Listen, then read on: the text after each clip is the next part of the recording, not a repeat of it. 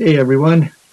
So, going back to what we were working on in section 10.3 a little bit, so just a little bit more focused on the trig. We're going to teach you one new trick for how to find areas of triangles. New idea here. And then we're going to do a lot with polygons again, regular polygons, just like we were doing in 10.3, only these are all going to be related to using SOHCAHTOA. So, hope that feels good to you, and we're going to get plenty of practice on it. So this is out of section 10.5, find areas of triangles and regular polygons using trig. So let's talk about our new idea first. All right. How would we find the area for a triangle like this? Okay. So we got two sides, we got an angle, but we don't know the height. Okay. And of course, everything we've done so far, we've needed a base and a height, but we don't have a height on this. We got a couple other pieces of information. And those other pieces of information, well, we're going to be able to use this, okay? Because if I take any triangle, remember the area is 1/2 the base times the height, but now notice this.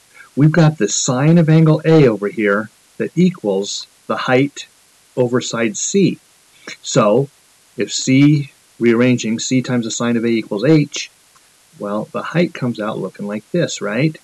So now if I take this H out, right, and put this in its place, see what we have? We have a new formula. Area equals 1/2 BC times the sine of that angle. If we have, as we did back here, a side and an angle and a side situation, we can use this formula. Area is 1/2 of the two sides divided or times the sine of that angle in between them. So go back to that original problem. Here we go. Area of the triangle 1/2 BC sine A. Just plug the values in, and we have 140.5 square units. And this works for any triangle if we know side, angle, side. Got it? Got it. All right. Quick review from section 10.3. In fact, these next few slides are going to be exactly from section 10.3. Okay. Remembering what we did back then, we learned about the center of the polygon, red dot, okay, sides, bases. What's a radius? Okay, radius is a line that goes from the center to the vertex of the polygon. What's an apothem? The apothem is a segment that goes from the center perpendicular to a base. And we found that the area of a polygon looked like this, 1/2 apothem times the perimeter. So we worked on that a while back. Okay. Now, we said it all started with the fact that all of these regular polygons we're working with are composed of congruent isosceles triangles. So if I put 5 of them together that have 72-degree angles, okay, and I knew that number because I needed to make 360 degrees around the whole circle, right? So if I put 5 of them together that all add up to 360, in other words, all of them being 72, I know I've got my regular polygon, right? Again, all of these have to be congruent, all of the radiuses here, okay? All of these are therefore our isosceles triangles, okay? And they look like that. Here's the same kind of thing we showed the other day with an example with a 8 octagon, 8-sided or 8 figure made out of 8 congruent triangles, right? They all have to be made from triangles that look like that. All right. Now, the key thing that I need you to focus on this section is that we're not necessarily working with those big triangles, but we're cutting them all in half. Okay? So, for our pentagon, we're going to be working to solve a triangle that looks like this green thing here, right? So instead of the 72-degree angle, we're going to be using half of it, 36-degree angle. We're going to make a 90-degree angle because the apothem is perpendicular, and then this other angle is whatever's going to be left out of after we've done that. Here's our same example with an 8-sided figure. Instead of the 45-degree angle, we're going to be looking at a smaller triangle that's a right triangle.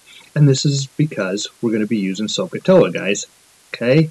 So, we can solve the right triangles here using SOHCAHTOA, and that'll give us all the information we need, apothems, perimeters, from whatever information that they give us.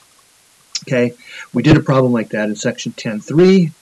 Okay, I'm not going to go over it again, but we solved a, what is that, an octagon, with a 10 centimeter side, okay, by using the tangent. I mean, after we figured out that this had to have to be a 45-degree angle, we used half of that triangle here. Once again, let me color that in so we can see it. We used half of that triangle, or a 22.5-degree angle, with half of the base, okay? Instead of 10, we used 5, and we were able to solve for the apothem. And using that information, we knew we could use 1/2 apothem times perimeter, okay? So we did another problem with a honeycomb, okay? Same kind of thing. This one we did 2 different ways because we had the luxury of using the 30, 60, 90 rule here, right? Okay, follow along again. This is also from section 10.3's video, so we don't really have to go over it again, but if it helps you to follow along again, you can see this time again we use the tangent. We use the half of the base, solve that half of a triangle. Okay, so we're going to have several problems that work this way. The rest of this section I'm just basically going to be giving you examples and letting you follow through. So pause them, try them on your own. Here we got a nonagon, 9 sides, each side is 10 centimeters. How are we going to solve it? Oops. How are we going to solve it? Okay, well first, let's define some sides. Okay, so I'm going to call this P, make this C, make this R. Okay, we better find out what's this triangle that we're working with here, right? Okay, so let me make some straight lines up here. All right, so again, this figure is going to be made out of 9 congruent triangles, right? Okay, I can show you all 9 if you need to see them, but you guys get the point, I believe, right? We're going to look at one of those triangles, and we got to figure out this angle right here, angle PCR.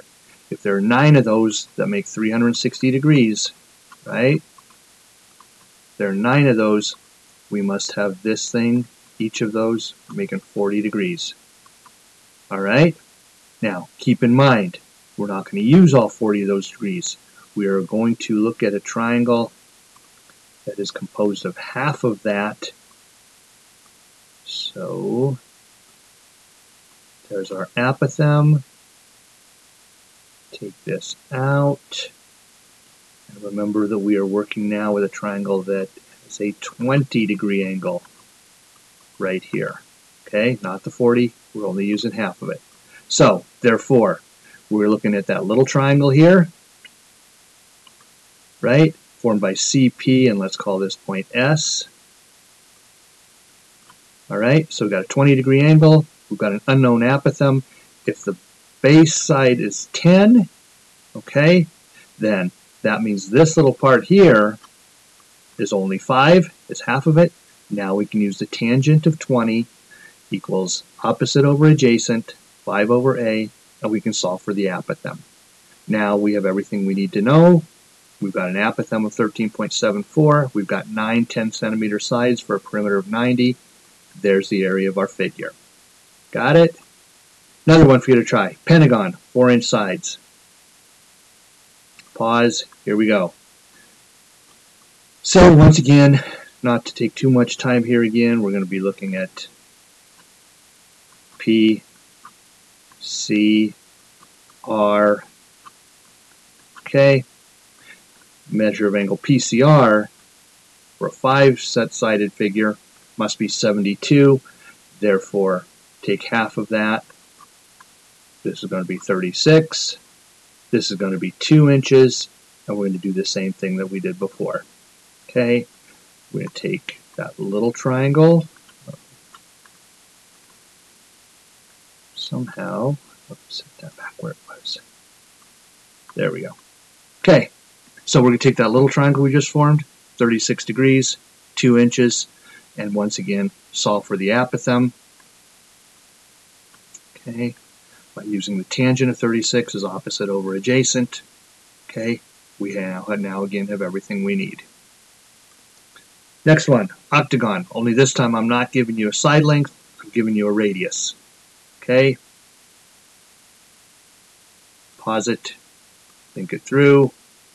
Okay, central angle must be 45. We will look again at the half triangle we create, 22.5 or half of 45 up here. Radius of 16.2. We need both the apothem and the opposite side. So here I just chose to use the sine first. Sine is opposite over hypotenuse, so I find that x is 6.2. Using 6.2 in the hypotenuse, I use the Pythagorean theorem to find a, right? So I know the apothem must be 15. Now I have everything I need to know to solve for the triangle, or solve the area of the perimeter, for the area of the polygon. Okay, next example. 20gon, apothem of 12 feet. Okay, first I'm going to draw a picture. Now it's not accurate, obviously I'm just making signs, but here's our P, C, S, and R again with the apothem of 12 feet. Okay, once again we're going to be looking at that little triangle. The angle must be 18 degrees since there are 20 of them. Okay, we're looking at a triangle then which has an angle of 9 and an adjacent side of 12.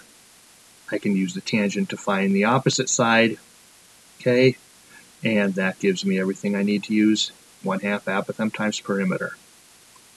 Last example, going back to the very beginning, what's the area of the triangle? Okay, let's use the new formula that we got, plug in our values, there we go, and we'll get plenty of practice on this in class. So I'll see you guys later.